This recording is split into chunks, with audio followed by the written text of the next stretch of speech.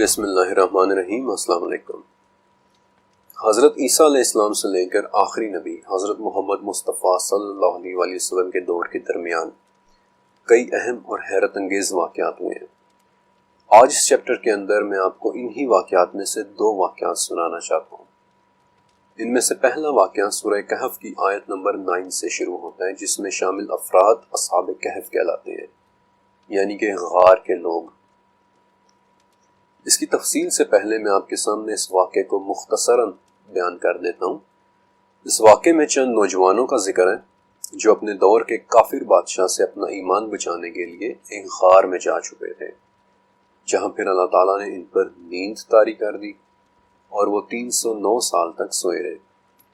اس دوران ان پر سورج کی شعائیں بھی پڑتی رہیں، وہ کروٹیں بھی بدلتے رہے اور ان کا کتا بھی غار کے دہانے پاؤں پھیلائے بیٹھا رہا۔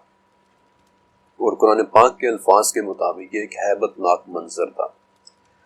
البتہ جب 309 سال کے بعد وہ بیدار ہوئے تو انہیں لگا کہ شاید وہ کچھ دیر ہی سوئے ہیں، لہٰذا ان میں سے ایک آدمی اپنے چاندی کے سکے لے کر بازار کھانا لینے کے لیے گیا۔ البتہ بازار پہنچنے پر اس کے پاس اتنے پرانے سکے دیکھ کر لوگ ان کے راز اور ان کے حالات سے واقف ہو گئے۔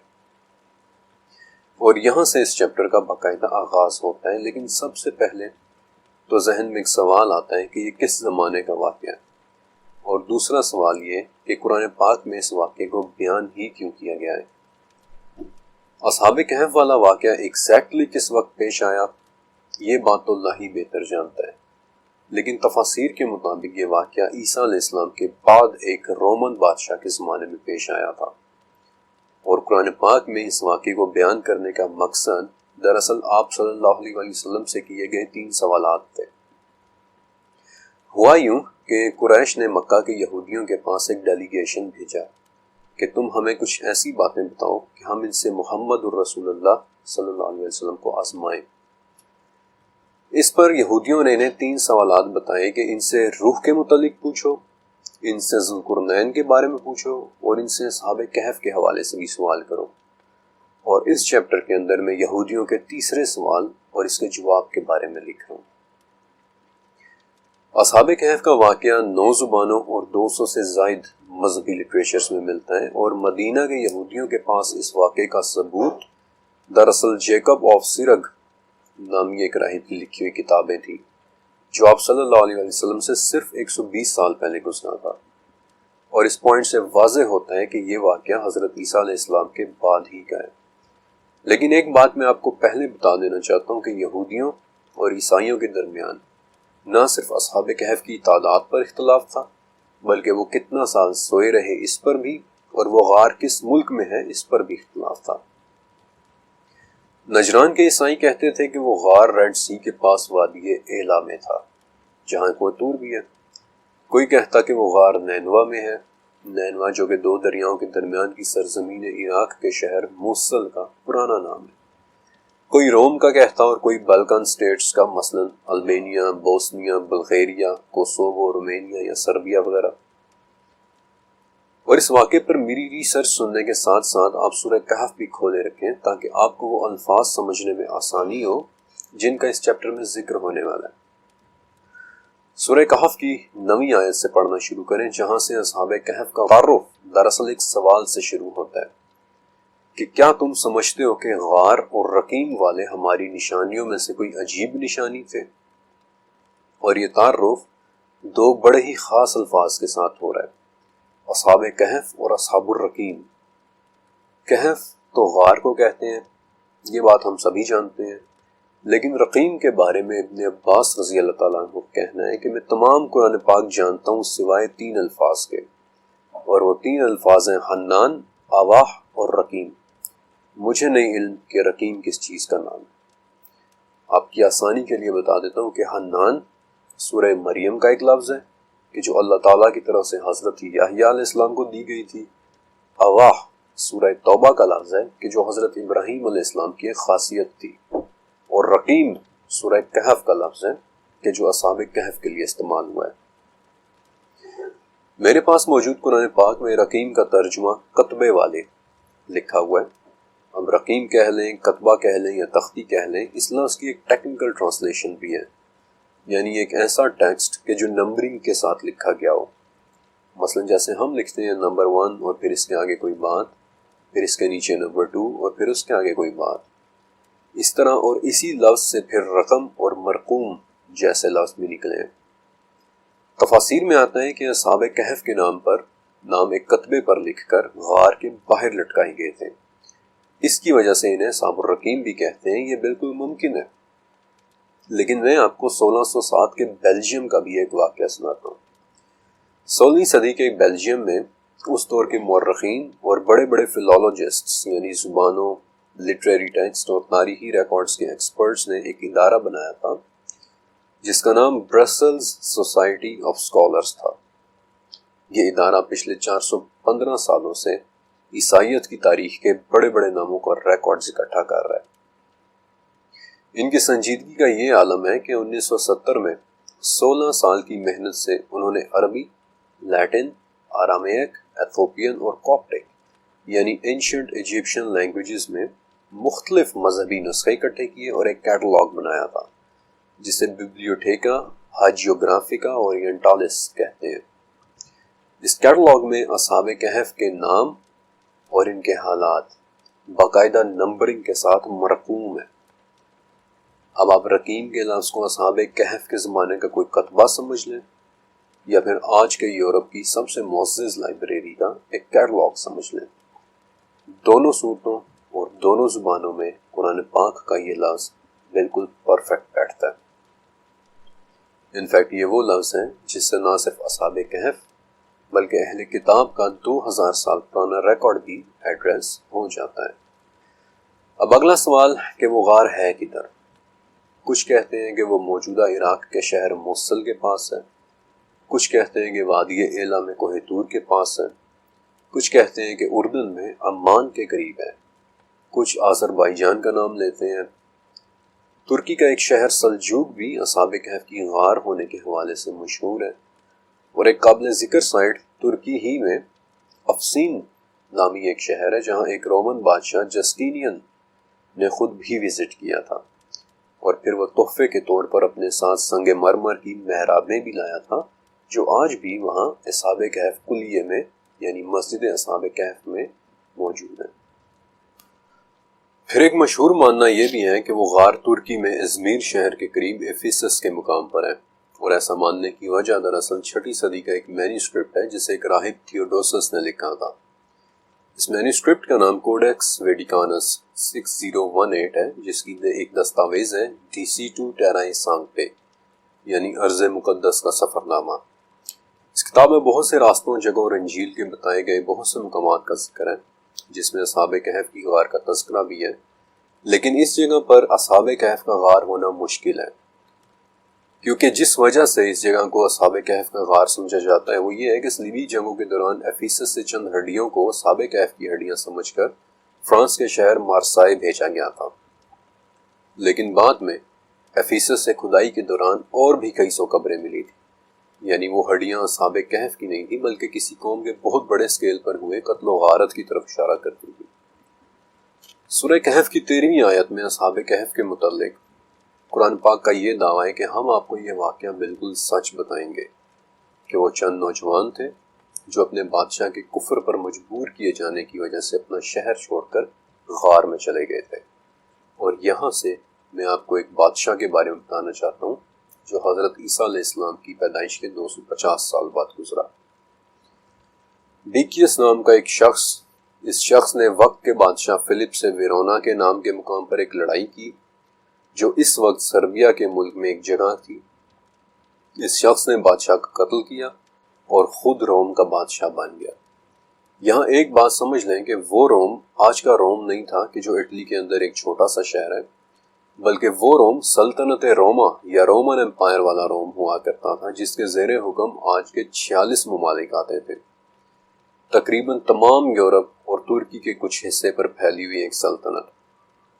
اس بادشاہ ڈیکیس نے رومن امپائر میں رومن پولیتھیزم یعنی ایک سے زیادہ خداؤں کی عبادت کا نظام رائج کیا ہوا تھا، ایک ایسا نظام جس میں دیویوں اور دیوتاؤں کی عبادت ہوتی تھی۔ اور ان کے سب سے بڑے دیوتا کا نام اپولو تھا۔ لیکن ڈیکیس بالخصوص عیسائیوں کے ساتھ اپنی نفرت کی وجہ سے بھی مشہور تھا، لہٰذا اس نے بڑے پیمانے پر عیسائیوں کی نسل کشی شروع کر دی۔ آپ اس کی طاقت کا اندازہ یہاں سے لگا لیں کہ اس نے اپنے وقت کے سب سے بڑے عیسائی راہب پوپ فیبین کا بھی قتل کروا دیا تھا، جس کی وجہ میں آپ کو آگے چل کر بتاؤں گا۔ انفیکٹ یہ وہ واحد بادشاہ ہے جسے عیسائی لٹریچر میں دیٹ فیئرس ٹائرنٹ یعنی وہ خونخوار ظالم کہہ کر بلایا گیا ہے۔ بادشاہ ڈیکیس کا خونی دور 2 سال تک رہا اور پھر آخر اس کا قتل آج کے پولینڈ اور ناروے سے آئے جنگجو لڑاکوں کے ہاتھوں ہوا تھا، جنہیں گوتس کہتے ہیں۔ اس کے قتل کی باقاعدہ خوشی منائی گئی تھی اور ہر ایک کی زبان پر ایک ہی جملہ ہوتا تھا کہ ڈیکیس کا دور پرانا ہوا، یہاں تک کہ ایران جیسے دور دراز کے ملک میں بھی ڈیکیس کے قتل کی خوشی منائی گئی۔ لیکن ایران اور عرب میں ڈیکیس کے نام میں ایک ویریشن آئی اور اس کا نام ڈیکیس سے دقیانوس ہو گیا۔ انفیکٹ یہ وہ لفظ ہیں جو آج بھی پاکستان کے اندر اسی کانٹیکسٹ میں زیر استعمال ہے کہ دقیانوس کا دور ختم ہوا، دقیانوس کے دور کی باتیں مت کرو، یعنی اس دور کی باتیں کہ جو اب ختم ہو چکا ہے۔ اب دقیانوس کے متعلق میں نے آپ کو اس لیے بتایا کہ پچھلی صدی میں مصر کے ایک شہر البحنسا میں کھدائی کے دوران 4 حکم نامے ملے تھے، جنہیں سن 250 میں جاری کیا گیا تھا، یعنی حضرت عیسیٰ علیہ السلام کے 250 سال بعد اس بادشاہ کے زمانے میں۔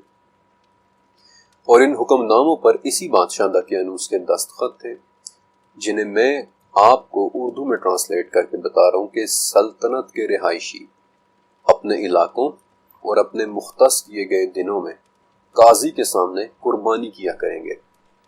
انہیں ان کی قربانی پر ایک سرٹیفکیٹ جاری کیا جائے گا جو روما کے خداؤں، روما کے بادشاہ اور قربانی کے دوران موجود قاضی کے ساتھ وفاداری کی علامت ہوگا۔ سلطنت کے رہائشی اس قربانی میں سے خود بھی کھائیں گے اور قاضی کو بھی دیں گے۔ آپ نے یہ حکم نامہ غور سے سنا۔ بادشاہ دقیانوس نہ صرف سلطنت کے رہائشیوں کو اپولو کی عبادت پر مجبور کر رہا تھا، بلکہ دیوتاؤں کے لیے، پھر اپنے لیے اور پھر قاضی کے نام پر کی گئی ایک حرام قربانی میں سے کھانے کا بھی حکم دے رہا تھا۔ اور اب میں چاہتا ہوں کہ آپ سورہ کہف کی 19ویں آیت پڑھیں، جہاں اصحاب کہف کے بیدار ہونے اور پھر کھانا منگوانے کی خواہش کا ذکر ہے۔ لیکن وہ اپنے آدمی کو بھیجتے ہوئے اسے صرف کھانا لانے کا نہیں کہتے، بلکہ اچھی طرح دیکھ بھال کر پاک کھانا لانے کا کہتے ہیں، یعنی ایسا کھانا جو کفر سے پاک ہو، حلال ہو، قرآن کے الفاظ کے مطابق زکی ہو۔ میں نہیں جانتا کہ میں اپنی بات سمجھا پا رہا ہوں یا نہیں، لیکن اٹ میکس پرفیکٹ سینس کہ جس سلطنت میں کھانا خداؤں، بادشاہوں اور قاضیوں کے نام پر ملتا ہو، وہاں اصحاب کہف کا اچھی طرح دیکھ بھال کر پاک کھانا لانے کی خواہش کرنا بالکل سمجھ میں آتا ہے۔ بادشاہ ڈیکیس کے کفری عقائد اور اپنی رعایا پر بھی کفر تھوپنے کے ثبوت ہمیں البحنسا سے دریافت ہوئے ان حکم ناموں میں ملتا ہے، بلکہ یہی وہ وجہ تھی جس کی وجہ سے ڈیکیس نے سب سے بڑے عیسائی پادری پوپ فیبین کو بھی قتل کروا دیا تھا، کیونکہ پوپ فیبین نے بادشاہ کے نام پر قربان ہوا کھانا کھانے سے انکار کر دیا تھا۔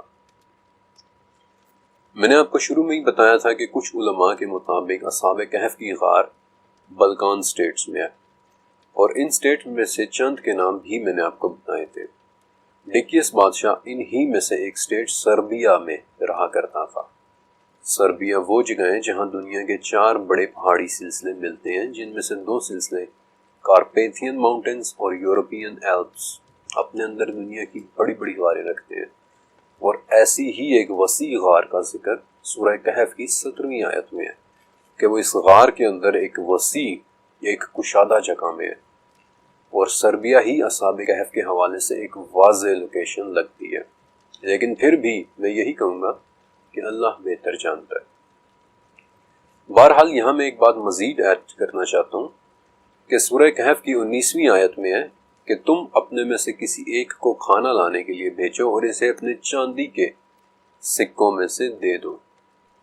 یہ ایک انتہائی اہم پوائنٹ ہے، کیونکہ جب اصحاب کہف اس غار میں گئے تو یقیناً ان کے پاس سن 250 عیسوی کے بادشاہ ڈیکیس ہی کی کرنسی یعنی چاندی کے سکے تھے، لیکن جب وہ 309 سال بعد بیدار ہوئے اور انہیں لگا کہ شاید وہ دن کا کچھ ہی حصہ سوئے ہیں، تو انہوں نے اپنے پاس موجود چاندی کی کرنسی استعمال کرنے کا سوچا تھا، اور جب انہوں نے بازار میں وہ 300 سال پرانی کرنسی استعمال کرنا چاہی تو بازار والوں پر ان کا راز کھل گیا۔ آپ امیجن کر سکتے ہیں کہ اس وقت بازار والوں کو کیسا لگا ہوگا۔ یہ ایسا ہی ہے کہ آج پاکستان میں کسی سپر مارکیٹ میں کوئی شخص اکبر بادشاہ کے زمانے کے رام اور سیتا والے سکے لے کر خریداری کرنے آ جائے، یقیناً اس کے گرد اچانک سے جمگٹا لگ جائے گا کہ کون ہے یہ شخص اور کہاں سے آیا ہے۔ بلکہ آپ کی دلچسپی کے لیے بتا دیتا ہوں کہ اکبر بادشاہ نے واقعی 1604 میں ایسے سکے جاری کیے تھے کہ جن پر ہندو دیوتا رام اور دیوی سیتا کی تصویریں کھدی ہوئی تھیں۔ ان میں سے 3 سکے آج بھی موجود ہیں۔ اب میں آپ کو اصحاب کہف کی نیند کے متعلق بتاؤں گا۔ سورہ کہف کی 11ویں آیت کی طرف آئیں، جس کا آغاز ہوتا ہے فَضَرَبْنَا عَلَىٰ أَذَانِهِمْ، یعنی ہم نے ان کے کانوں پر ضرب لگائی۔ ان الفاظ کے مختلف ترجمے کیے گئے ہیں۔ کہیں لکھا ہے کہ ہم نے ان کے کانوں پر نیند کا پردہ ڈال دیا، کہیں لکھا ہے کہ ہم نے ان کے کانوں پر مارا، کہیں صرف اتنا ترجمہ کیا گیا ہے کہ ان پر نیند کا غلبہ ہو گیا۔ لیکن صرف 1 منٹ کے لیے سوچئے کہ اگر مقصد اصحاب کہف پر نیند طاری کرنا تھا تو پھر کانوں پر مارنے کا ذکر کیوں آیا؟ سر پر مارنے کا ذکر کیوں نہیں آیا؟ حالانکہ سر پر مارنے سے تو انسان جلدی بے ہوش ہو جاتا ہے، ایک گہری نیند میں چلا جاتا ہے۔ اگر میں آپ سے پوچھوں کہ کانوں کا بنیادی فنکشن کیا ہے تو یقیناً آپ یہی کہیں گے کہ ہم کانوں سے سنتے ہیں۔ آپ کا جواب بالکل صحیح ہے، ہم کانوں سے سنتے بھی ہیں، اور ہمارے کانوں کا اندرونی حصہ ہمارے جسم کو بیلنس رکھنے میں بھی مدد دیتا ہے۔ تو کیا پھر سننے کا یا آواز کا نیند سے کوئی تعلق ہے؟ چیپٹر کے اس حصے میں آپ کو آوازوں کے متعلق چند انتہائی عجیب و غریب اور دلچسپ باتیں بتانے والا ہوں، اور آپ نے غور سے یہ باتیں سننی ہے، کیونکہ اللہ نے چاہا تو اس ڈاکیومنٹری کے اگلے والیوم کے چیپٹرز میں آواز کا بہت اہم کردار ہوگا۔ آوازوں کی سٹڈی ایکوسٹکس کہلاتی ہے، اور فَضَرَبْنَا عَلَىٰ آذَانِهِمْ کے الفاظ 1 نہیں، 2 نہیں، 3 نہیں، بلکہ 12 قسم کی آوازوں کی عجیب و غریب صفات پر تحقیق کے دروازے کھول دیتے ہیں، جن میں سے میں آپ کو 5 کے بارے میں بتاؤں گا۔ سب سے پہلے میں آپ کو کائمیٹکس کے بارے میں بتانا چاہتا ہوں، کیونکہ یہ سب سے واضح ثبوت ہے کہ آوازوں کا ہماری فزیکل دنیا پر اثر ہوتا ہے۔ کائمیٹکس کا لفظ یونانی لفظ کائما سے نکلا ہے، جس کا مطلب ہوتا ہے ایک لہر۔ اس کی دریافت دراصل 1945 میں ایک سوئس نیچرل سائنٹسٹ ہانس جینی نے کی تھی۔ اس نے کہا تھا کہ آوازیں لہروں کی صورت میں سفر کرتی ہیں۔ یہ بات ہم سبھی جانتے ہیں، اور کسی بھی آواز کی 1 سیکنڈ میں کتنی لہریں پیدا ہوتی ہیں وہ اس آواز کی فریکوینسی کہلاتی ہے، یہ بھی ہم سبھی جانتے ہیں۔ اور اگر آپ نے کبھی غور کیا ہو تو جب آواز کی یہ لہریں کسی سطح سے ٹکراتی ہیں تو اس سطح میں ہلکی سی وائبریشن یا ارتعاش پیدا ہوتا ہے، اور یہ وائبریشن اس سطح پر پیٹرنز بنانے کی اہلیت رکھتا ہے۔ لیکن اصل حیرت کی بات یہ نہیں ہے، اصل حیرت کی بات یہ ہے کہ یہ پیٹرنز بالکل بھی رینڈم نہیں ہوتے، بلکہ بہت میننگ فل اور بالکل سیمیٹریکل ہوتے ہیں، اور انفیکٹ بہت خوبصورت ہوتے ہیں۔ تو کیا آوازیں کسی سطح پر پیٹرنز بنانے کے علاوہ نیند بھی طاری کر سکتی ہیں؟ آپ لوگوں نے وائٹ نوائز کا نام سنا ہوگا۔ جیسے وائٹ لائٹ دراصل تمام رنگوں کی روشنی سے ملا کر بنتی ہے، ویسے ہی وائٹ نوائز ان تمام فریکوینسیز کو ملا کر بنتا ہے جو انسانی ذہن کو ریلیکس کرتی ہیں، سکون پہنچاتی ہے۔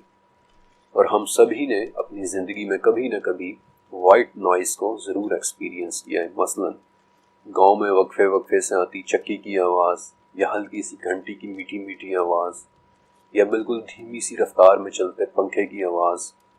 بہت سی مثالیں ایسی ہیں کہ جو انسان پر غنودگی طاری کر دیتی ہے، جو آوازوں کی ہماری فزیکل دنیا پر پڑتے اثرات کا پہلا ثبوت ہے۔ میری جنریشن کے جتنے بھی لوگ یہ چیپٹر سن رہے ہیں، تقریباً ان سبھی نے ساؤنڈ تھراپی کے بارے میں سن رکھا ہوگا کہ آواز کو استعمال کرتے ہوئے ذہن کو کیسے ریلیکس کیا جاتا ہے۔ اور جو لوگ میوزک انڈسٹری سے منسلک ہیں وہ بائنورل بیٹس کی ٹرم سے بھی ضرور واقف ہوں گے۔ یہ وہ ٹیکنیک ہے جس میں 2 مختلف فریکوینسیز کو ملا کر ایک ڈیلٹا سٹیٹ بنائی جاتی ہے جو ایک نارمل انسان کو گہری نیند سلا دینے کے لیے کافی ہوتی ہے، کہ جو آوازوں کے ہماری فزیکل دنیا پر پڑتے اثرات کا دوسرا ثبوت ہے۔ لیکن ایک منظر تو یقیناً آپ سب نے کسی نہ کسی فلم میں دیکھ رکھا ہوگا جس میں آواز کی طاقت کو استعمال کرتے ہوئے شیشے کا گلاس توڑا جاتا ہے۔ آپ کو پتہ ہے کہ یہ گلاس کیوں ٹوٹتا ہے؟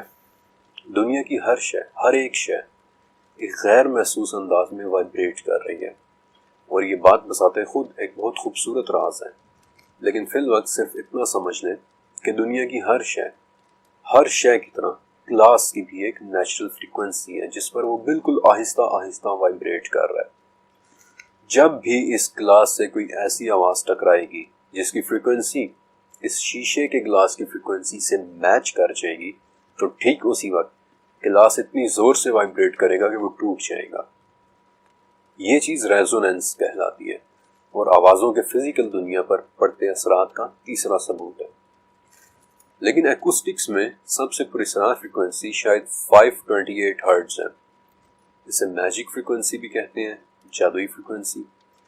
ہمالیہ کے پہاڑوں میں رہنے والے سادھو اور بھکشو ایک عرصے سے پیتل کے برتن پر پیتل کا چمچ ایک خاص انداز میں مار کر ایسی مسحور کن 528 ہرٹز کی فریکوینسی پیدا کرتے ہیں جو انسومینیا یعنی نیند نہ آنے والے کی بیماری والے مریضوں کے لیے علاج کے طور پر استعمال ہو رہی ہے۔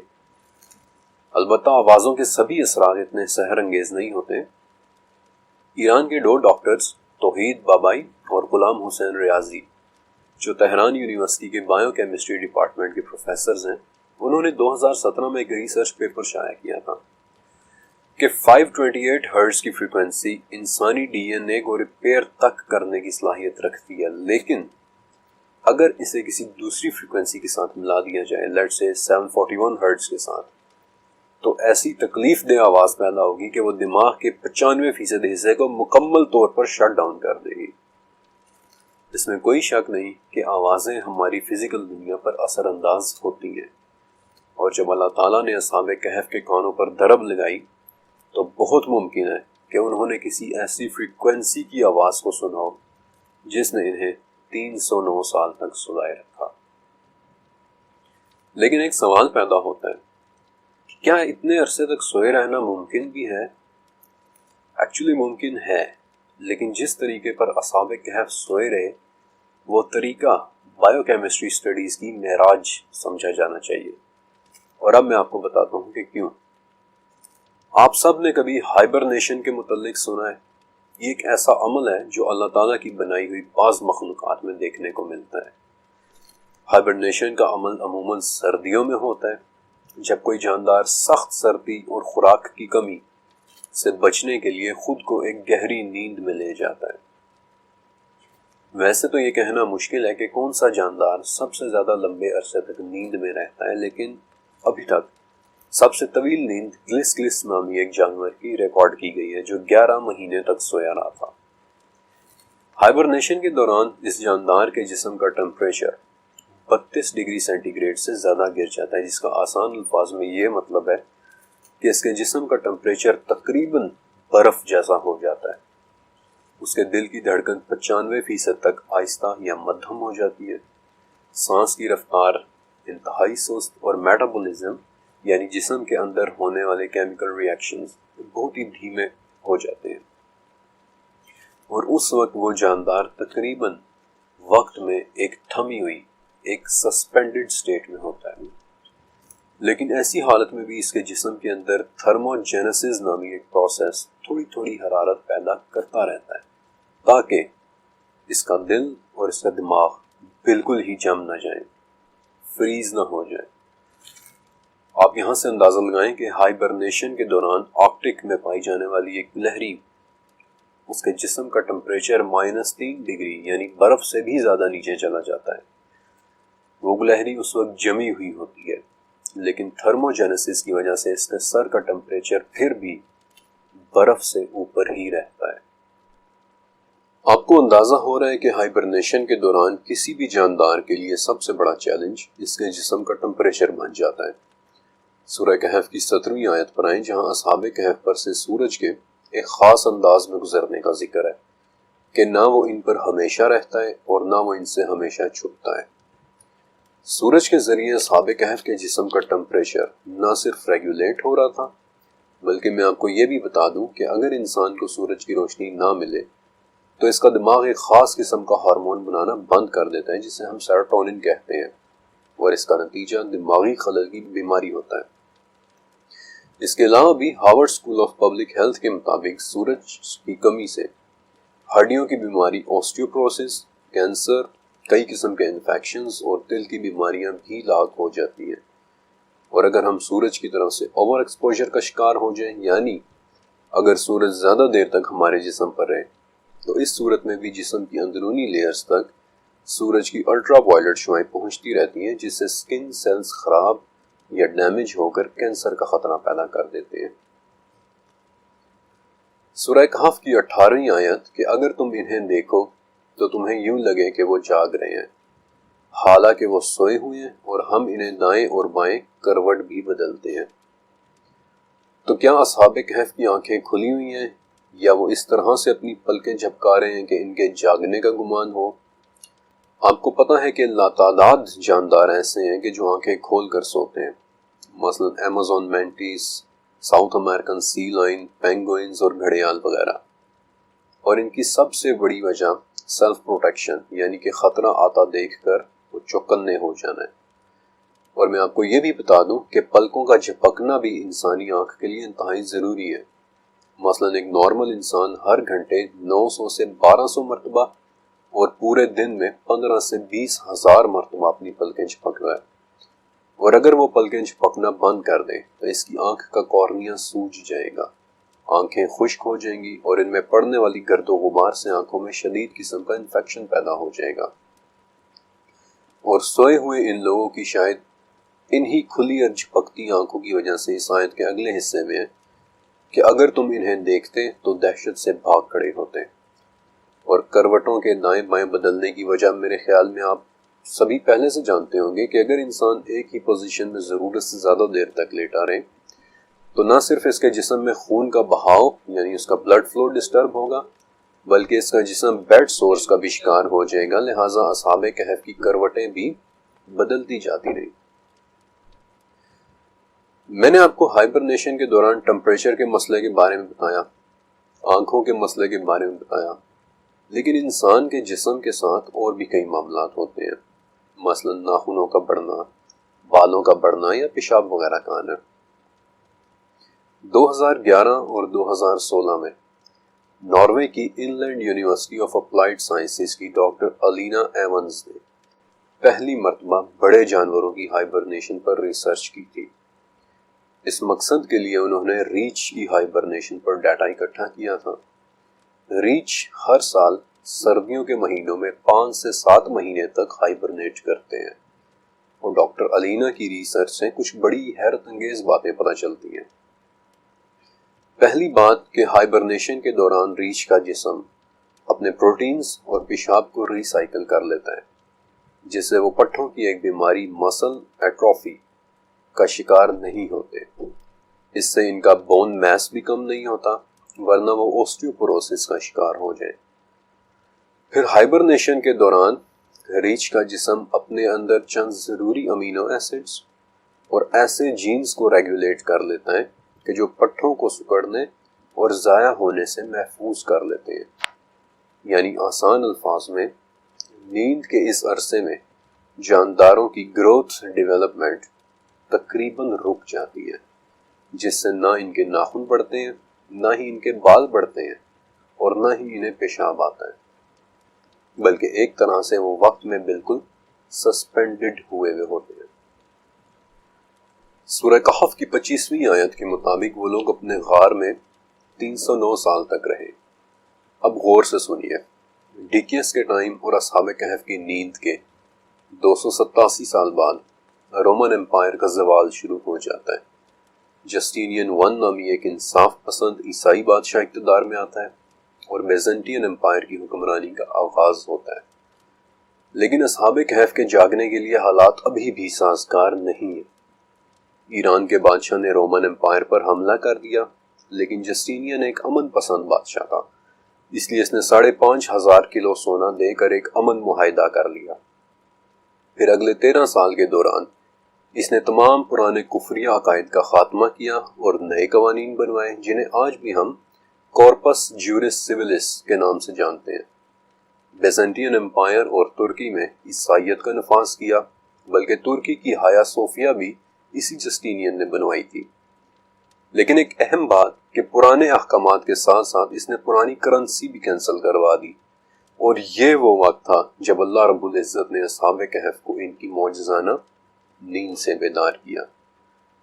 اور پھر جب وہ اپنی پرانی کرنسی لے کر بازار میں کھانا لینے کے لیے گئے اور کینسل ہو چکی اس کرنسی کو دیکھ کر بازار والوں پر ان کا راز کھل گیا۔ اس چیپٹر کو لکھتے ہوئے مجھے ہائبرنیشن اور ڈورمنسی کے سبجیکٹ پر بہت زیادہ تحقیق اور محنت کرنی پڑی تھی، لیکن اپنی اسٹڈی کے دوران میری نظر سے ایک جملہ گزرا جو میں آپ کے ساتھ ضرور شیئر کرنا چاہتا ہوں۔ ہائبرنیشن میں موجود جانداروں کے جسم ہر کچھ وقفے کے بعد اپنے نارمل ٹمپریچر پر واپس آتے ہیں، جسے بائیولوجی کی زبان میں اراؤزل کہتے ہیں۔ کئی دہائیوں سے اس کی وجہ معلوم کرنے کی کوشش کی جا رہی ہے، لیکن ہم کوئی بھی وجہ سمجھنے سے فی الوقت قاصر ہیں۔ اصحاب کہف کا واقعہ مکمل ہونے کے بعد سورہ کہف کی 26ویں آیت میں ایک بہت خاص پیغام ہے، ایک فائنل ورڈکٹ۔ وہی دیکھنے والا ہے، وہی سننے والا ہے، زمین اور آسمان کی تمام مخلوقات کی خبر گیری سوائے اللہ کے اور کوئی بھی نہیں کرتا۔ شاید یہ بات سمجھانا تھوڑی مشکل ہو، لیکن یہ پیغام دیکھ کر مجھے یوں لگا کہ جیسے قرآن پاک مجھ ہی سے تو بات کر رہا ہے کہ کبھی نہ کبھی کوئی نہ کوئی فرقان قریشی اصحاب کہف کی ہائبرنیشن کے بارے میں پڑھ رہا ہوگا۔ وہ یہ بھی پڑھے گا کہ ہمیں نہیں پتا جانداروں کے جسم کا ٹمپریچر ایک بہت گہری نیند کے دوران خود ہی کیسے نارمل ہو جاتا ہے، اور پھر وہ یہ بھی پڑھے گا کہ اللہ کی مخلوقات کی سوائے میرے پیارے اللہ کے کوئی اور خبرگیری نہیں کرتا۔